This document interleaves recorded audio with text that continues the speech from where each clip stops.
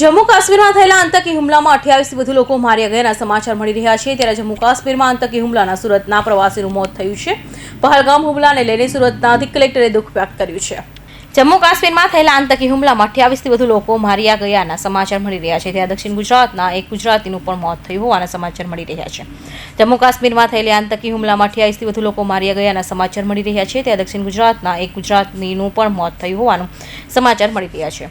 જમ્મુ કાશ્મીરમાં આતંકી હુમલામાં સુરતના પ્રવાસીનું મોત થયું છે। સુરતના શૈલેષ હિંમતભાઈ કલાઠિયાનું મોત થયું છે। પહલગામના હતભાગીમાં એક ગુજરાતી પણ સામેલ છે। ગુજરાતના 20થી વધુ પહલગામ ગયા હતા।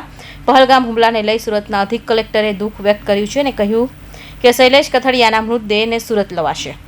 જે ત્રાસવાદી હુમલામાં જે દુઃખદ ઘટના બની છે એમાં સુરત ખાતેના શૈલેષભાઈ હિંમતભાઈ કળથિયા જે 2 વર્ષ અગાઉ સુરત રહેતા હતા, હાલે મુંબઈ રહે છે।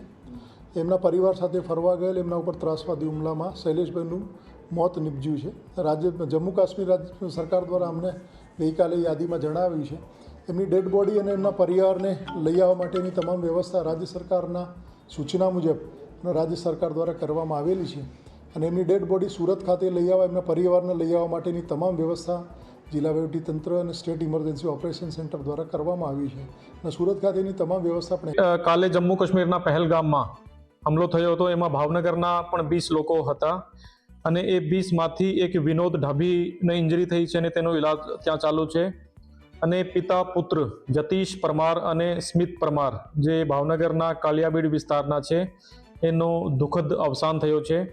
તો આ બંનેની ડેડ બોડી સાંજે જો ઇન્ડિગોની ફ્લાઇટ છે 3 વાગે ત્યાં શ્રીનગરથી ચાલે છે અને મુંબઈ આવશે અને પછી મુંબઈથી ભાવનગર ડેડ બોડી લાવવા માટે પ્રશાસન સજગ છે અને પ્રશાસન લઈ। જમ્મુ કાશ્મીરમાં આતંકી હુમલે મુદ્દે ગૃહ રાજ્ય મંત્રી હર્ષભાઈ સંઘવીએ નિવેદન આપ્યું છે કે કેન્દ્રીય ગૃહ મંત્રાલય સાથે સતત સંપર્કમાં છે।